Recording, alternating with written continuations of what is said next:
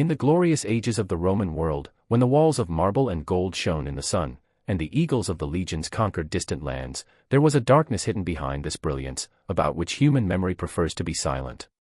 While we celebrate the victories of the legions, the architectural excellence, and the juridical wisdom of the age, we seldom turn our eyes to those who paid the ultimate price for the greatness of the Caesars. Among them are young men who are put to work as body and shadow, concubines for nobles and patricians. These were not servants in the simple sense of the word, nor those assigned to housework. These were human beings, doomed to live in captivity, where their beauty, youth, and vulnerability became a commodity intended for the entertainment of the top of Rome. Their stories, although buried in the sands of time, challenge the glorified image of the ancient world, revealing the harsh truth: how terrible it is to be disenfranchised in a world where power is the only right. Before opening the pages of those forgotten stories, it is worth remembering, although we are separated by epochs, we are united in the knowledge of a common truth. Let my word reach those who listen from different regions, because great is the power of the truth that breaks through the ages. In ancient Rome, the understanding of bodily relations was different from ours. Where modern thought distinguishes between consent and coercion, the Romans saw only a hierarchy of power. At the very bottom of this pyramid were young men, more often foreigners from conquered lands or those born into slavery. Their fate was determined not by intelligence or ability, but by physical attractiveness and the ability to entertain their master. They lived in daily fear, not knowing when they would be called, what would be required of them, and whether obedience would bring salvation or punishment. The very selection to this shameful fate was humiliating. Lords and senators flocked to the slave markets like masters to a cattle fair. They weighed physical features, age and origin, forgetting that in front of them were living souls, naked not only of the body, but also of the heart. Young men from Hellas were valued for their refinement and education, while fair-haired Germans were valued for their physique and white skin. None of the merchants or buyers thought of the horror that filled the heart of each of them as they stood before the crowd like animals before the slaughter. When they were bought, they passed into the possession of the master, who could do with them whatever his will desired. Since then, their lives no longer belonged to them. They were ordered to be ready at all times, both day and night, to guess the owner's wishes even before they were voiced, and never to show resistance. The smile had to become a mask, even if despair was creeping in the soul. The daily life of concubines in Rome varied according to the disposition of their master. Some lived in chambers adorned with gold, dressed in fine oriental clothing, admitted to knowledge and the arts. But all these gifts had a poisonous sting. Everything that was given to them was measured not by favor, but by price. Others lived in dark corners of houses no better than stables, summoned only when the master desired their presence. At such hours, their bodies became the property of others, and their souls, captives, lost beyond the bounds of freedom. These young men had neither a corner of their own, nor the right to peace. In their cells there was neither silence, nor personal belongings, nor hope. The law of Rome, although it had articles for the protection of citizens, even slaves, knew no such word as protection for a concubine. Their participation was like a shadow behind the master, always present, but not noticed by anyone. They could not complain to either the prefects or the priests. Friendship was forbidden, love was impossible, tears were dangerous. Any attempt to express pain could result in an even more terrible punishment. The worst torture was not the power of the whip, but the cunning science of subjugating the soul. Masters sometimes showed them favor, only to later take it away, punishing for minor offenses. Compliance was built on fear. Some concubines received special gifts, praise, or indulgences, but not out of sincerity, but to assert power. If it seemed to the slave that he was in favor, it was an illusion. The next moment he could be punished without explanation. Such a life is like walking on the edge of a sword, where one wrong step, and the loss of favor, and with it life. In some places, masters isolated their concubines from other slaves so that they would have no friends, could not rally, and would not have the strength to resist. This especially struck at the hearts of those who were forcibly torn from their families, deprived of their name, dignity, and native language. In solitude, even reason could lose itself. In some houses, several young men were kept. But instead of support, they became opponents, because the master instilled competition for attention. Whoever did not please lost everything. Whoever did please received crumbs. And so, like dogs, these young men, who should have supported each other, competed for a look, a word, and affection. Betrayal, fear, and shame flourished among the marble walls. Even the education they were sometimes given was not for the mind, but for the convenience of the master. They were taught to read, compose poetry, and talk about philosophy and politics, in order to better entertain the master. They were made into mirrors of the master's learning, not thinking beings. Their minds were shaped so that they did not think independently, but only reflected the will of another. Showy beauty was maintained by strict instructions. Young men were forced to exercise, to follow a strict diet, to wash and anoint themselves with oils. The master could demand that their bodies remain eternally young, their skin white, and their hair smooth. Some were even forced to undergo bodily transformation, their features were smoothed, their faces smeared with mixtures, sometimes even resorted to cutting, not knowing any medicine for pain or infection. And all this, without consent, without choice, without mercy. The clothes and ornaments that these young men flaunted were not a sign of honor, but a yoke. The lords liked it when their concubine looked like a work of art, a living creation. But behind that beauty was a soul bound in chains, limited in every movement, every word. Although they were dressed in silk and gold, they were only shiny chains. Travel, which in the eyes of the common people seemed a sign of luxury, for the concubines were nothing more than an extension of the chains. They followed their masters from city to city, from province to province, like shadows, like things that have neither voice nor will. Whether it was a court in Gaul or a villa on the coast of Africa, the duties remained the same, but the burden of lack of freedom did not disappear. In the very heart of the lord's estates, subtle but cruel social orders reigned. Although some concubines had access to refinement, their position was ambiguous. The slaves who served the house sometimes despised them, considering their service shameful. And the free Romans looked upon them as entertainment, a whim, and not as people. In this circle, no friends, no honor, no sympathy. A terrible fate also befell those who remained at home, the families of the concubines, who often did not know where their sons had disappeared to. Mothers and fathers waited for years for news, for even a hint of their child's life. But for the most part, silence was the only answer, and the hearts of the parents grew heavy with grief, knowing neither hope nor farewell. Some young men were taken captive not because of war, but because of poverty. In times of need, when families lost bread and shelter, some were forced to sell their sons in order to feed the rest of their children. This choice, between the life of all and the loss of one, destroyed families from within, leaving a bitter memory that would haunt the soul for many years to come. Some, unable to bear the chains, tried to escape. Their attempts were desperate, dangerous, almost doomed. And when they were caught, the punishment was inevitable, terrible, and public. They were beaten, humiliated, and brought out to be condemned in front of everyone so that others would not dare to think of escape.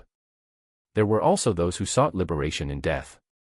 However, here too the master intervened. To deprive oneself of one's life meant to harm property, and the masters made sure that neither a knife nor a rope was at hand. The hope of salvation through faith also gave no refuge. Although in the temples of Rome people prayed to the gods of justice and protection, those prayers did not reach the hearts of the concubines. They were not considered worthy of the protection of heaven. Some young men turned to secret religions from the East, to mystical cults that promised the liberation of the soul. But these beliefs had to be hidden, because the master also had power over the faith of his slave. The enslavement of young men became a whole craft. Human traffickers traveled the Mediterranean looking for those who might please the masters of Rome. This created a black market where physical beauty was currency and human life was a commodity. Wars, kidnappings, debts, everything served the benefit of this chain. And just as gladiators were trained for combat in special schools, so young men were trained for the role of concubines in secret places of study. There they were broken by will, taught to smile through tears, to stand straight, to recite poetry, to entertain with their voices. They were not only to please with their bodies, their minds were also to become a toy. Some fell into captivity as boys. Not yet knowing what life was, they had to become servitors. They were deprived of childhood, friends, the right to explore the world freely. Before they had time to understand who they were already becoming a shadow of someone's will. This destroyed not only the body, but also the soul. And although the empire was large, and customs in its different corners differed, nowhere did these young men find real protection. In some lands, treatment was a little gentler, in others, even more cruel. But in every place where the concubine's foot stepped, his fate remained the same, submission and lack of choice. Time passed, and with it the beauty that had once brought favor and privileges to the concubine disappeared. And when the shadow of old age began to touch the young men, recently adorned with gold, an even worse fate awaited them. Whoever lost their physical attractiveness became useless. The master could get rid of such a servant without pity, either drive him out or transfer him to another house, where the conditions were more humiliating and the service more difficult. Many of them, having reached old age, no longer had any skills except pleasing. In the free world, they were useless to anyone, without a trade, without relatives, with a broken soul. Those rare cases when one of them gained freedom and began a new life became a miracle. But even those who got out had to renounce their past, hide their shame, overcome the traces of deep wounds left in their hearts. The care of the body provided to concubines was not a sign of care, but part of a careful strategy for maintaining property. The owners did not invest in it out of compassion, but a calculation, to preserve the investment as long as possible. But this care was only external. The soul was not treated, pain was not soothed, fears were not dispelled. Everything existed only so that the body was ready to serve. The moral world of the empire was hypocritical. Proud of the laws, virtues, and heroism of their ancestors, the Romans forgot that all these great values never extended to those who did not have status. There was no justice for concubines. Their suffering was not included in the calculations of either philosophers or legislators. And yet some of them, in despair, found a way to survive. They learned to read the views of their masters, to sense changes in mood, to say exactly what they wanted to hear. It was a hard school of hypocrisy, where a smile hid pain, and a polite word anger. They became actors who endlessly played a role, not having the right to take off their mask. Holidays and festivities brought no relief. On the contrary, on the days of Saturnalia, Lupercalia, or private feasts, concubines became even more in demand. They were summoned to games, forced to play the lyre, recite poetry, dance. During the festivities, they had to shine, even when their souls were empty. And only on the days of silence, between the holidays, did they have a brief opportunity to sigh, and not live. Even in silence, they found ways to transmit signals to each other. When circumstances allowed, the concubines created secret networks, they exchanged glances, gestures, nods. They warned each other about danger, about the anger of the master, or simply transferred a particle of human warmth, so as not to fade away in the darkness. However, these small manifestations of solidarity could not destroy the system. Because it was huge, ramified, rooted in the very flesh of Rome. It was accepted as the norm, like a law of nature. And as long as the entire empire enjoyed the fruits of this cruel trade, there was no hope for mercy or a change of order. In the deepest recesses of luxury and power in the Roman state, concubines were not just ornaments or obedient shadows of their masters, they became part of a cruel economy. Their bodies were turned into a commodity, and their souls into a thing of no importance. Rich Romans competed with each other to acquire the most beautiful or most talented companion. This raised prices, and with them the demand for new young men grew. Thus arose a whole network of human trafficking that reached the shores of Spain, northern Britain, the depths of Mesopotamia and Africa. Wars, robbery, bribery, everything came down to one thing: to find and bring to Rome those who could adorn the courts of the nobility. For the sake of this goal, fortunes were ruined, villages were devastated, generations disappeared. There were schools similar to those where gladiators were trained. But within these walls they did not teach how to wield a sword, here they broke the spirit, taught humility, taught how to read faces, to please with words, voices, body language.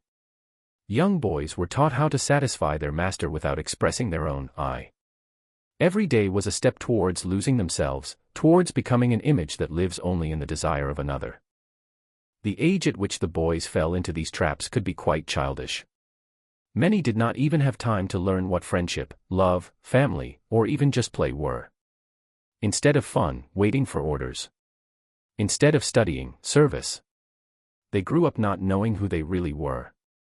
And this left scars that did not heal even after liberation, if such a thing happened at all. In different provinces of the Roman world, the treatment of concubines could vary. In some places, local customs allowed a little more humanity, in others, everything was even more cruel than in Rome itself.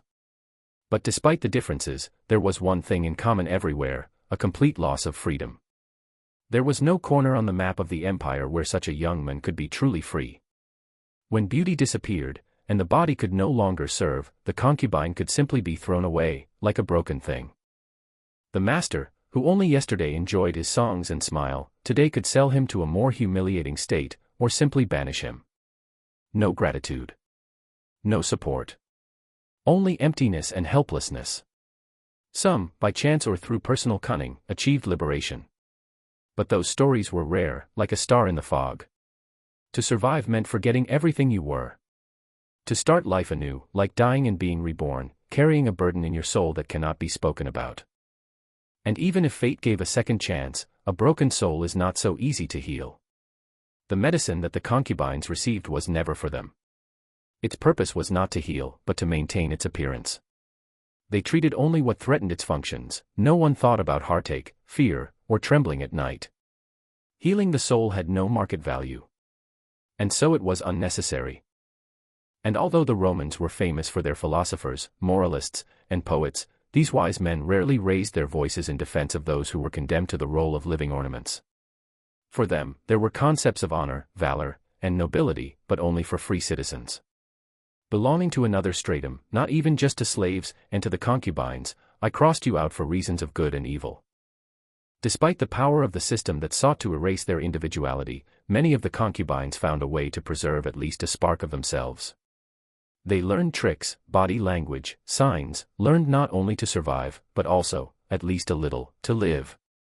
Such mastery of pretense, it was not an art for the sake of beauty, but armor, shaky but necessary. Even within the most brutal slavery, hope crept in a smile, a look, a word conveyed in secret. An underground network of understanding, in a gesture, a tilt of the head, a look, allowed them to feel human for at least a moment.